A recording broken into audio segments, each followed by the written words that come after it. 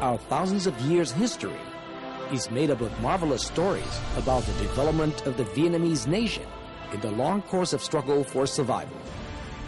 These heroic pages have cultivated in the mind of generations of Vietnamese people the perception of Biển, East Sea, as our living and cultural space, especially with regard to Hoàng Sa, Paracels, and Trường Sa, Spratly, as part and parcel of our country. Vietnamese seas and islands, their long-standing roots, features genuine and objective evidence of how the Vietnamese feudal dynasties Vietnam established and exercised their sovereignty over the sea areas and islands in Biển, East Sea, which are traced back not only within Vietnam, but in the documents of many countries around the world.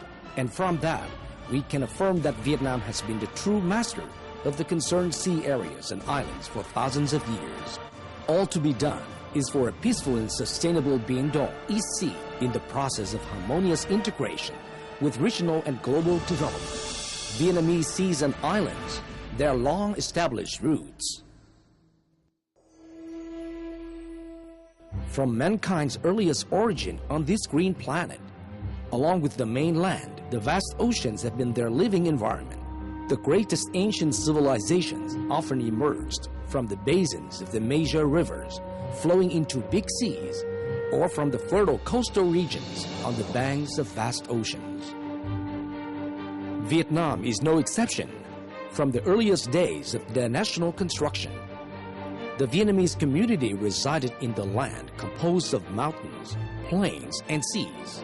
Throughout history, oceanic areas and islands have played a very important role in creating a living space and establishing a maritime culture for them. Oceanic areas are also a place where generations of Vietnamese people have been occupying and exploring for thousands of years now. Feudal dynasties in Vietnam continually expanded their territories, established their national sovereignty over the seas surrounding their country, and created economic and cultural corridors for cultural and commercial exchanges, and for Vietnam to spread its culture to the world and to absorb the world's quintessence. Generation after generation, the Vietnamese community have been exploring oceans, conquering seas, expanding their living space, creating a marine culture, and establishing, exercising, and protecting their sovereignty over such remote islands as Hoàng Sa, Paracels, and Trường Sa, Spratlys. Indeed, these archipelagos are the precious legacy from our ancestors who had to shed much blood to obtain. Having a coastline of over 3,260 kilometers and thousands of islands, Vietnam possesses a vast maritime space that provides generations of Vietnamese people with the source of subsistence and a space for existence. This space is also where the Vietnamese people developed a marine culture, established their trade relations with neighbor countries, and exercised their sovereignty and security with regard to the seas. The most prominent ancient cultures of Vietnam, Dong Son, Sa Huỳnh, and Oc El, are clear testifications of the living space of the Vietnamese community. One of the most representative showpieces of this period that must be mentioned is the bronze drum, a symbol of technical, economic, and cultural achievements of the ancient Vietnamese inhabitants of the Metal Age, with Dong Son culture as the culmination. The most outstanding and visible characteristic of the drum is that its surface is decorated with different designs of boats and houses on stilts with a boat-shaped roof classified as Ngọc Lũ, Hoàng Hà, Miếu Môn, Đồi Ro, Quảng Sương, and Hữu Chung boats.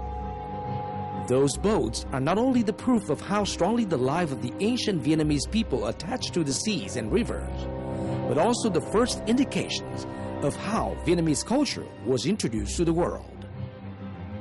In the central region of Vietnam, the Sa Huỳnh, or the forerunner of Cham culture, appeared later than the Dong Son culture, but also flourished. Most significant remnants of the Sa Huỳnh culture was excavated mainly in the coastal area, or on Cù Lam Cham and Lý Sơn Islands. Along with Dong Son and Sa Huỳnh, Oc El culture in the west and the southeast of Vietnam are considered the three cultures strongly imbued with the identity and manners of the Vietnamese people living in the marine environment, and together they created a photo-historical culture of Vietnam. The archaeological artifacts and relics of the Oc-Al culture show that local residents lived mostly on agriculture and maritime trade. The sea became the habitat and a factor to create and nurture the ancient cultures in Vietnam, contributing to shaping national cultural identity and national thinking.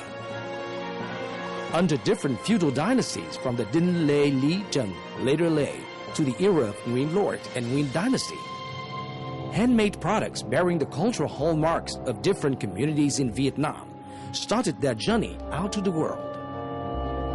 In terms of acculturation, seas and islands are the links that connect Vietnamese culture with the outside world and conserve the imprints left on Vietnamese culture anywhere it docked on. In the 10th century, Vietnam officially gained its national independence and sovereignty. Since then, in the era of national restoration, successive Vietnamese feudal dynasties always considered defending of border areas the sacred mission of the whole nation. After Lý Công Uẩn, the founder of the Lý dynasty, moved the capital city to Thăng Long, now Hanoi, and established sovereign Đại Việt, the later dynasties wrote down many glorious pages onto the national history with their wins over the naval battles against foreign invaders.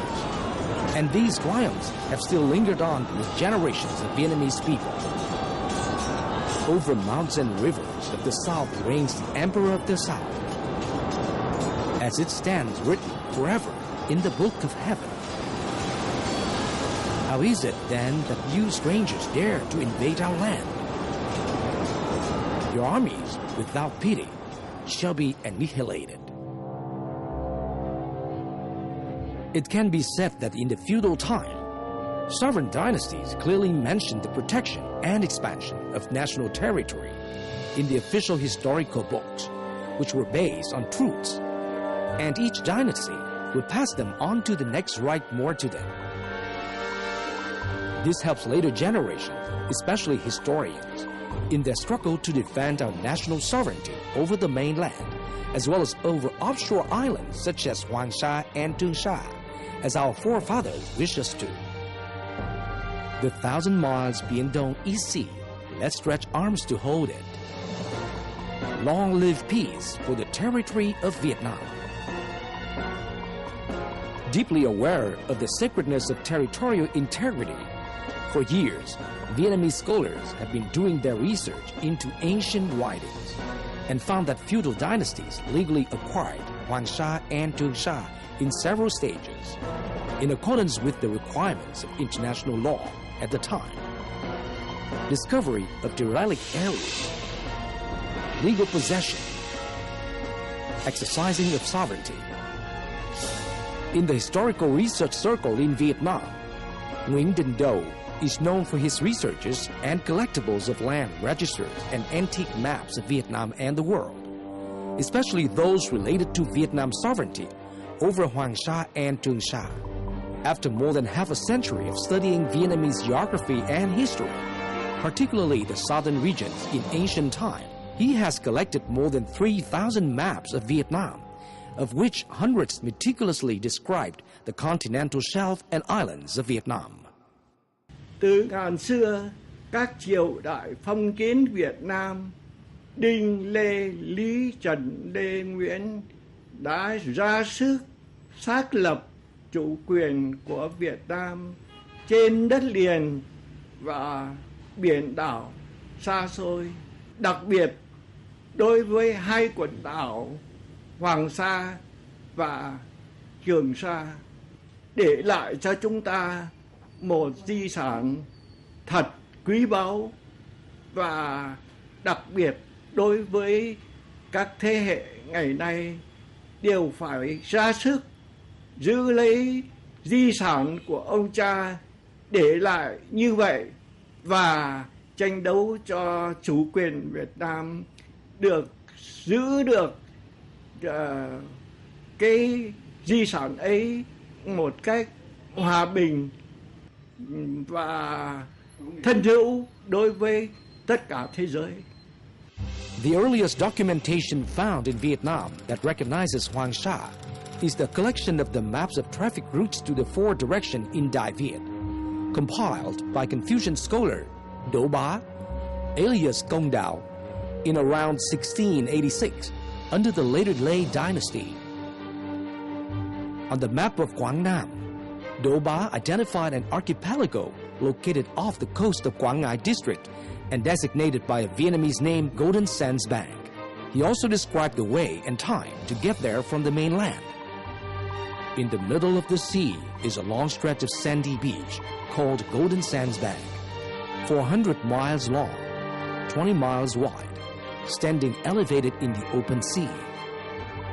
From Đại Chim Seaport to Sa Vinh Seaport, strong southwest wind often sweeps through. Many merchant ships from different countries drifted there, and all on board starved to death. And the commodities stay there forever. One detail that should be stressed is that in the 16th and 17th century, due to poor measurement conditions, the navigators could not draw a distinction between Hoàng Sa and Trường Sa, but referred to them as Golden Sands Bank and illustrated it very simply on the map. Miscellaneous records of the peripheral areas, written in 1776. Scholar Lê Quý Đôn described the position and shape of the archipelago, named by the Vietnamese as Golden Sands Bank, and by him as Đại Great Trường Sa. An Vĩnh Commune in Bình Sơn District, Quảng Ngãi Prefecture, borders the sea. To the northeast of the seas, in a far distance away, are as many as 130 mountain islands dispersed one after the other. Between the mountains are the sea and mountain islands separated from each other, which takes one day or a number of hours to get from one to the other. On the mountain there are fresh water springs, and between the islands is a 30-mile long wide and flat golden sands bank with limpid water that allows one to see the bottom. The same book also writes that the Nguyen lords formed the Hoàng Sa and Bắc Hải teams, flotillas, to go collecting valuable items from Hoàng Sa and the islands to its south in the 17th, 18th century. In those early days, the Nguyen lord established a team of 70 men mobilized from An Vĩnh, who every year take turns to go seafaring. In every first lunar month, upon getting the order, the team takes with them enough food for 6 months and get on 5 small fishing boats and go for 3 days and 3 nights to get to this island. The boats are anchored there, and the men have much time to catch fish or birds for food. Or they may find and collect things such as money, silver coins, silver bracelets, bronze objects, tin ingots, lead ingots, weapons, ivory, beeswax, and porcelain. In addition, other historical books compiled in the 18th, 19th centuries, such as Quảng Thuận Đạo Sử Tập, A History of Quảng Thuận Province, Đại Nam Thực Lục, Chronicles of Đại Nam, Great Vietnam, Pre-Dynastic and Dynastic Sections, Khâm định Đại Nam Hội điển Sự lệ, The Royal Ratified Code of Đại Nam, Đại Nam Nhất Thống Chí, Records of the Unification of Đại Nam, Quốc triều chính biên toát yếu, Brief Official Accounts of the Dynasty, Nam Hà Tiệp Lục, Record of the Southern Region, Lịch triều hiến chương loại chí, Itemized records of successive dynasties, Hoàng Việt địa dư chí, Treatise on the geography of the Royal Vietnam, etc. All recorded the activities of the Nguyen lords to exploit resources and establish sovereignty over Hoàng Sa and Trường Sa by sending there the Hoàng Sa, Bắc Hải, Thân Châu, Quế Hương Hàm, and Hải Môn expeditions, marines, naval patrols, and military forces during the Nguyen dynasty.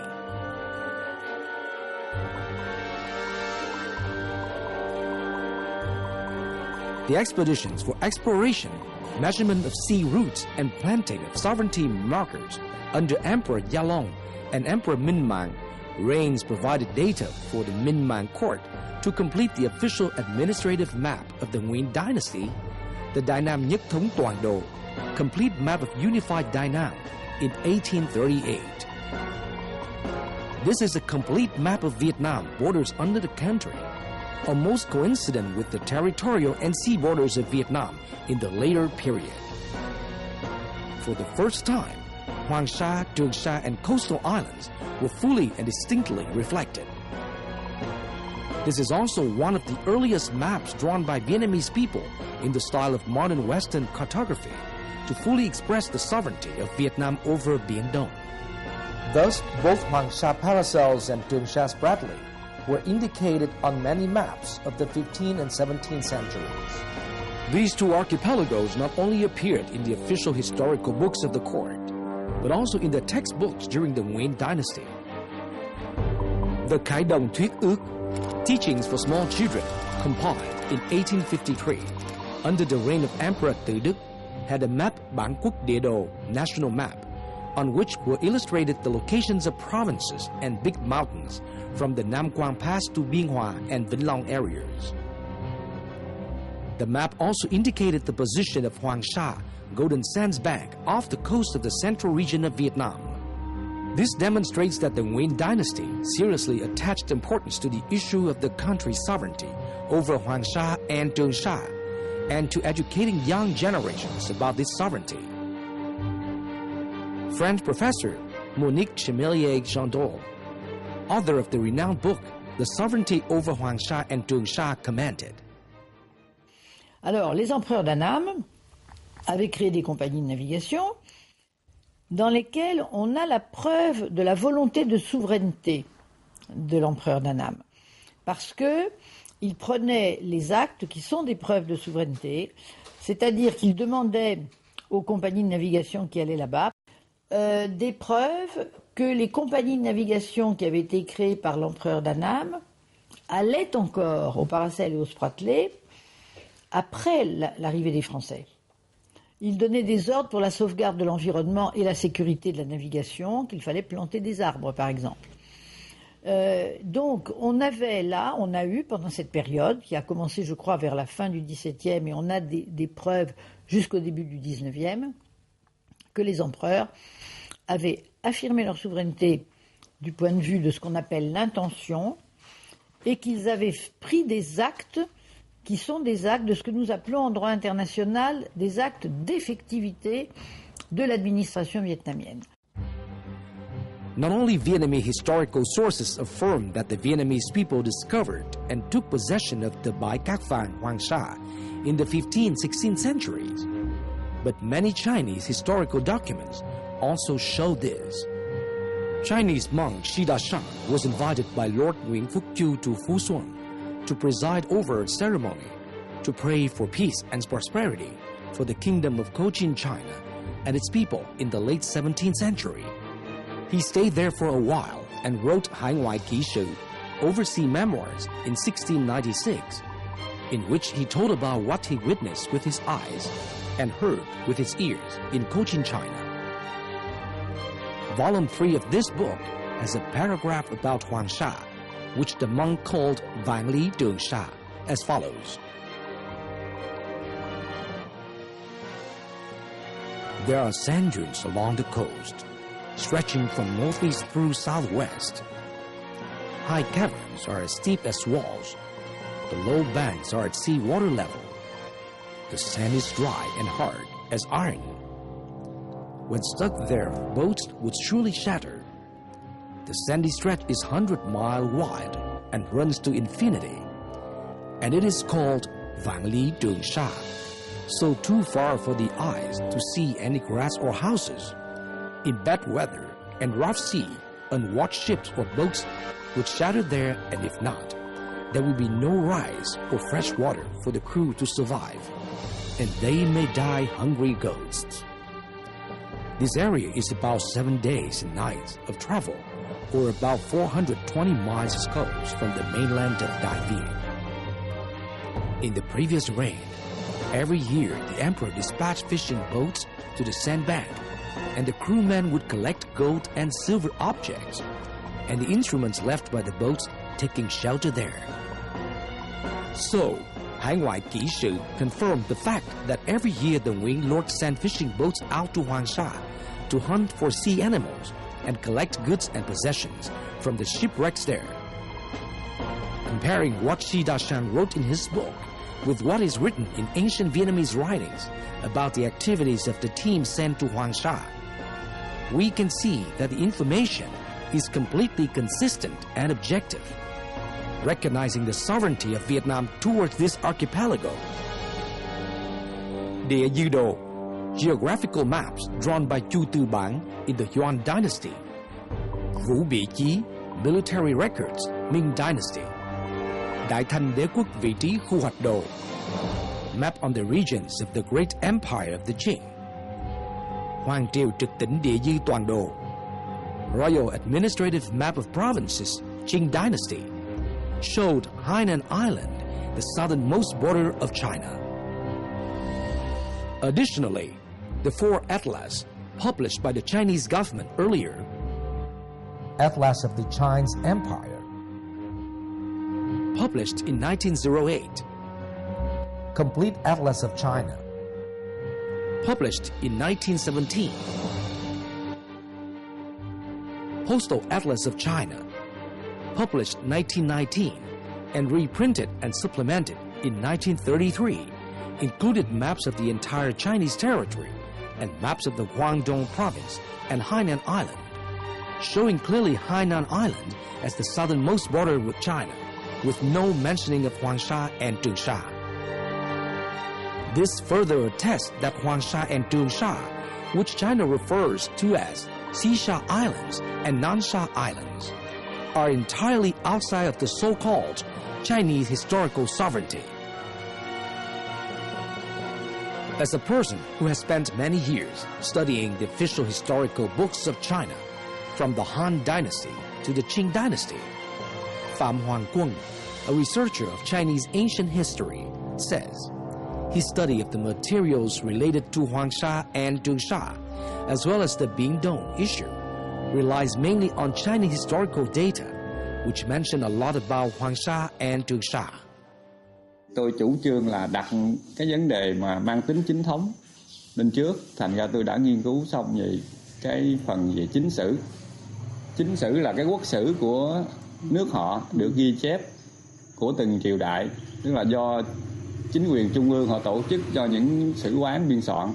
Nó sẽ nói lên được cái điều là khi anh biên soạn như vậy thì cương vực đất nước đến đâu họ có ghi chép. Trung Quốc có nhị thập tứ sử, tức là từ đời Hán đến đời Thanh có 24 bộ sử, từng triều đại ghi chép và triều sau tiếp tục ghi chép, nó liên tục. Và họ giữ được cho đến ngày nay đầy đủ, tức là những cái công trình rất là bền bỉ và liên tục. Nó cho thấy cái sự thống nhất trong cái quan niệm của các hoàng đế Trung Quốc và trong thực tế về vấn đề cương giới, lãnh thổ. Tức là họ không xem cái vùng đất phía bên ngoài đảo Hải Nam là thuộc chủ quyền của quốc gia họ. After the discovery and possession of the two archipelagos, Huangsha and Tungsha, between the 16th and 18th century, at the turn of the 19th century, Vietnam officially established its sovereignty over them. In 1802, Emperor Yalong strengthened Vietnam's sovereignty by acts of official possession and claims of sovereignty over the archipelagos Huangsha and Tungsha. Đại Nam Thực Lục Chính Biên, official records of Đại Nam, compiled by historians under the Nguyen dynasty, noted down that in the second year of Emperor Yalong's reign, 1803, the emperor ordered Captain Võ Văn Phú to mobilize non-residents from Lisheng to re-establish the Huangsha flotilla. Then, the emperor sent Phạm Quang Ấn to lead it and the court's naval forces to Huangsha to survey and measure the sea routes. Under Emperor Minh Mang's reign, the emperor sent out expeditions to survey, measure, draw maps of the islands, build up temples, set up inscription steels, and plant trees there, so as to provide passing by vessels with safety signals to avoid accidents. In particular, the claims to ownership and exercise of sovereignty over Huangsha and Zhengsha were recorded in many royal official documents of the Nguyen dynasty.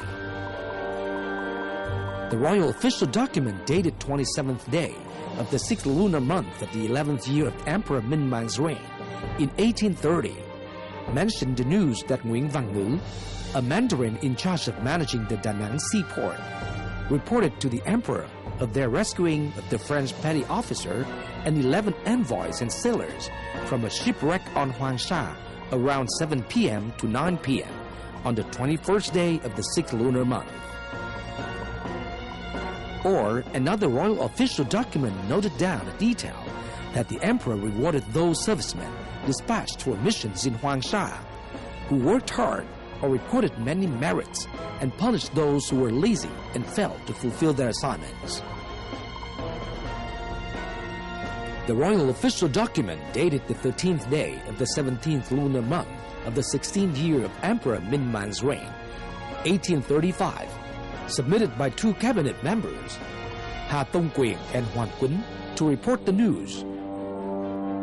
Phạm Văn Nguyên, head of the Huangsha flotilla, delayed leaving at the end of his service term, and a royal edict on his punishment has been issued to the relevant ministry. Vũ Văn Hùng and Phạm Văn Sơn, the two guides, have been rewarded with 3 small filong, flying dragons, coins of small values respectively.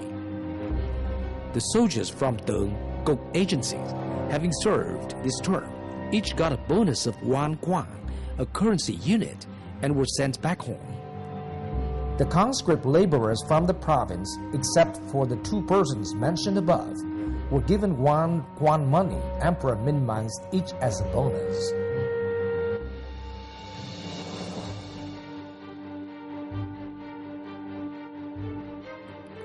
The royal official document of the 12th day of the 2nd lunar month of the 17th year of Emperor Minh Mang's reign, 1836, noted down the report of the Ministry of Public Works on sending people to Huangsha to plant the sovereignty markers.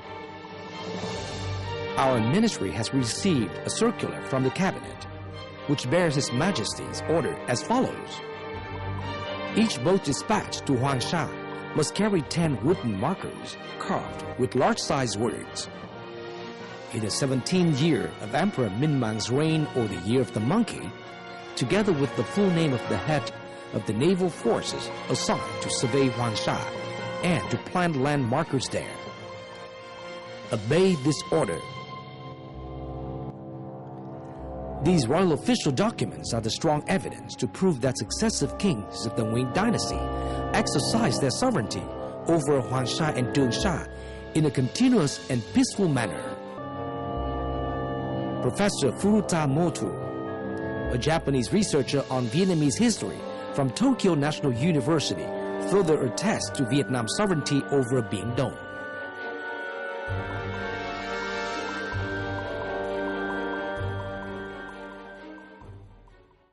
ですので、私は領土主権というのは基本的に近代の問題だというふうに考えてますから、19世紀の、末から後のことが重要だと思います。で、この、チオンサーとホアンサーに対してそういう意味の近代的な主権を一番最初に行使したのはフランスといってもフランス植民地主義ですけれどもだったと、思います。でその後一時第二次世界大戦の時に日本が、この島々をフランスから奪って、新南諸島という名前で統治をしたことがありますが、その後第二次世界大戦が終わってベトナムが独立をしてからは、この島の管轄権はフランスから、ベトナムの手に渡っているというふうに大きな流れとしては私そういうふうに考えますので、そのチオンサー、ホアンサーに関してはこれはベトナムのものであるという、見方が一番理にかなっているというふうに、私は考えています。Huangsha is surrounded by clouds and waters. Feast and commemoration of Huangsha soldiers are held in the 3rd lunar month. This folk song has been passed on by generations of the Lishan people to tell about the dangers and hardships that Huangsha soldiers might face when doing their faithful service to the emperor. That is why every year, the Lishan people in general and the families having members as participants in the Huangsha flotilla in the coastal fishing villages of Guangai hold a feast and commemorative festival for Huangsha soldiers. This festival is unique of Lishan, where the local people conduct a very sacred, elaborate, and humane rite to send off symbolically their sons to Huangsha, where they would face life or death. In our seas, Huangsha is the place of the greatest strategic importance and very difficult to access. Thousands of symbolic graves, modestly located in the white sand, are challenging time, scorching heat, rain, and wind.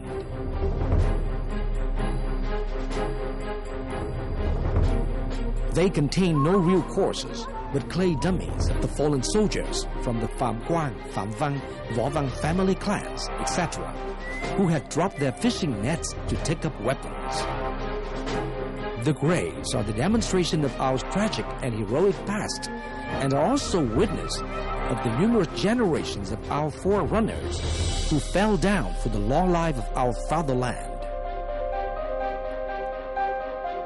Sovereignty over Huangsha and Tuansha makes up one of the pages of epic dimensions in Vietnam's thousands of years history of national construction and defense. Those pages were written in blood and traded the life of generations of those people willing to devote their lives to their homeland. Tôi thấy rằng là tất cả cái việc hành động cụ thể ở thời Triều Nguyễn đấy, từ thời vua Gia Long cho đến thời Minh Mạng đấy, và các châu bản hay là các chính sử chúng ta đã nói rất rõ như vậy, đó là một sự thủ đắc về biển đảo của chúng ta, và chiếm hữu một cách là thật sự mang tính nhà nước, mà theo cái pháp lý quốc tế phải là một sự chiếm hữu thật sự mang tính nhà nước đó, và hòa bình và liên tục. Thus, the maps and historical documents which have been preserved to date can provide us with very clear and authentic evidence of how the feudal regime in Vietnam, dynasty after dynasty, exercises sovereignty over the islands in Biển, such as Huangsha of Da Nang City and Tuansha of Can Hoa Province. Additionally, many sources of valuable materials about Vietnam's trade with both Asian and Western countries that can prove Vietnam's sovereignty over Huangsha and Tuansha are now kept at many archives and museums around the world, waiting for our examination. Such sources also provide us, Ho Chi Minh City television filmmakers, with stronger motivation to continue our journey for making episode 2 of Vietnamese Seas and Islands, their long-established roots.